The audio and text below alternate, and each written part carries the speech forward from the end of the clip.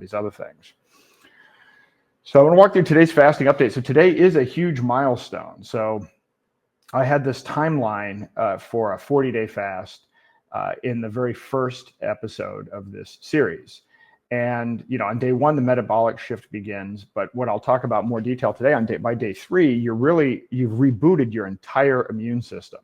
And I'll talk about how that works, scientifically and what's actually going on behind the scenes. But this is a really important day. It's also a very challenging day. So I have been a bit tired today. This is one of those kind of, it's a threshold day. And then tomorrow, from tomorrow on, it actually gets a little better. And then day 7, it gets even better. So these things kind of move, and then you hit a crisis, and then all of a sudden you're at a new level. So today is probably the worst day of the entire fast, whether it's a 7-day fast or a 40-day fast. Today is kind of the peak. And so I'll walk through that, but very excited to have hit this threshold. I actually started this at 7:30 3 days ago. So I'm beyond the 3-day period. And so what today is about, what day 3 is about, is autophagy awakening. And what autophagy is it's where your cells basically start cleaning up the trash and getting rid of and recycling old materials in the cell. And what happens when this happens is that you see an immediate reduction in inflammation. And having done this several times, I will tell you that you see it everywhere. I mean, I've had inflammation at various points, like carpal tunnel. I've had issues with my feet from time to time. I've had actually even sinus issues. Sinus issues completely go away as you do a long-term fast. So this is really, healing time once autophagy kicks in, and you are really resetting your entire body and your entire immune system. I even think that from a strategic perspective, doing a fast with the changing of the seasons every 3 months is something that I'm going to try to work in, because I think, as the seasons change and everything else, this is a big opportunity to kind of reboot the immune system. So what's actually going on here, as I mentioned with autophagy, it's really cells eating junk. They start recycling damaged parts, which reduces inflammation. And how it works is at this point in time, we've switched away from burning glycogen. We've burned all of our glycogen stores, all of our carbohydrate stores, and now what we are using as a fuel source is fat itself. And so the adipose tissue is being broken down in the liver. That's producing ketones, and those ketones are the energy source now that's fueling everything that we're doing. And so that's the magic ingredient here. And again, a lot of misconceptions. People are, you have to have sugar to have brain function and all of this other stuff. And it's like, well, you don't have to eat sugar. Your body can actually produce these things without actually having consumed them as the raw material. So many things about nutrition are completely false, and I'm going to touch on 5 of them here tonight. So there are 3 kind of memes that I put together. So these are important factors, and I've actually experienced all 3 of these today in terms of the need to do these things. By day 3, because you're going through this autophagy process and your body is cleansing itself of kind of bad cells, you need to kind of get that out of your system. So it's critical to actually hydrate, to flush this stuff out of your system. And so you might have brain fog. And so actually you're now starting to eliminate that brain fog, but it's absolutely imperative to have enough water. But it isn't just water itself, as I've mentioned before, and I'll have a slide every night that I do this. You absolutely have to have salt, and you absolutely have to have electrolytes. And I recommend Dr. Berg's electrolytes, because it's really heavy on potassium, which is really needed. And I didn't have enough yesterday and woke up on kind of the verge of cramps. The other thing, it's important to rest. So day 3 is not a day to be trying to push yourself in any way, shape, or form. So I didn't lift weights today. I actually didn't even go for a walk today. I just didn't have the energy. I literally spent all day just working on this presentation. I didn't even have the energy to do clips. So I was doing I'd do a section of the presentation, and then, that would be a stopping point. And then I'd have to just kind of rest for a while and then come back. Whereas normally I can just kind of power through this. And so rest is important.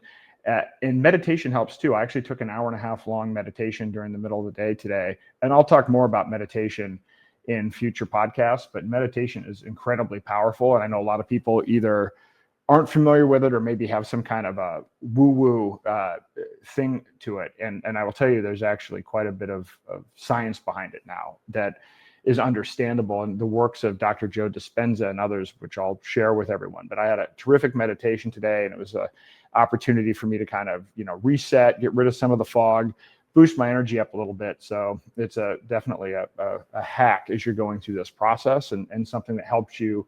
And when you're doing that in this state, whatever unresolved issues that you have, are going to start to come up during this fasting process. And so this is a really good opportunity for you to get at, whatever's eating you in your subconscious, and to help you from a, personal transformation perspective.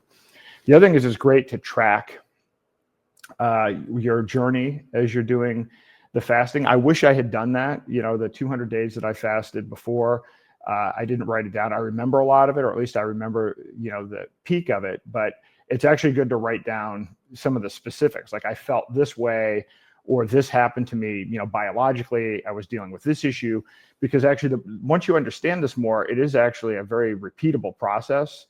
And since day 3 is really the worst of all the days, there are a lot of people that never push beyond day 3, because they just make the assumption that, oh, okay, day 3, it just seems to be getting progressively worse. So I can't even imagine what day 7 would be like, not realizing that by the time you get to day 7, you feel 10 times better than you did before you even started fasting. So it's one of those things where it's not a linear progression.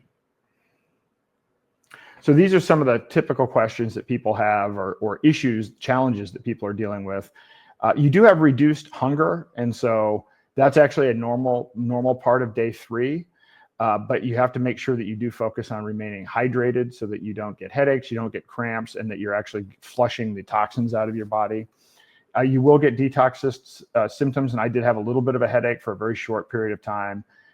Sleep changes, yeah, I mean, that was true for me. I mean, I was, again, I'd work on something, and then it's like, all right, I got to go lay down, or I got to go meditate. That wasn't the case with the first 2 days. So this will be, hopefully, I mean, we'll see. There are other parts of the process where you have a little bit of lull in energy, but this should be the worst of the, my energy level during this process.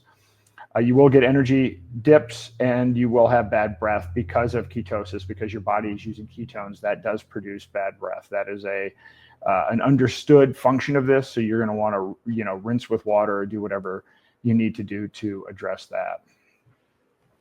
So kind of the spotlight for today, just from the power of fasting perspective, today really is an important day, because it does represent that complete immune system reboot. So this is where the damaged cells have been cleared and new ones have been generated. So this is truly a milestone in the process, but it's also the peak of autophagy. And so, because of that, that's why you have the headaches, and you have a lot of these other issues, and hence the need for maybe a little bit more water than usual. So kind of my personal reflections. So just this is serving in a way as my journal. So I've talked this through every day, and then I take the transcript of it, and then that's going to serve as my journal. But when I woke up this morning, first of all, I woke up during the middle of the night with what I thought were about to become cramps. So I don't know a better way to say it than that. They weren't full on cramps, but it felt like I was about to be on the verge of having cramps. And that happened 2 or 3 times. And so I slept in a little bit this morning. I got up at 7:30. I'm usually up at 6 or 6:30.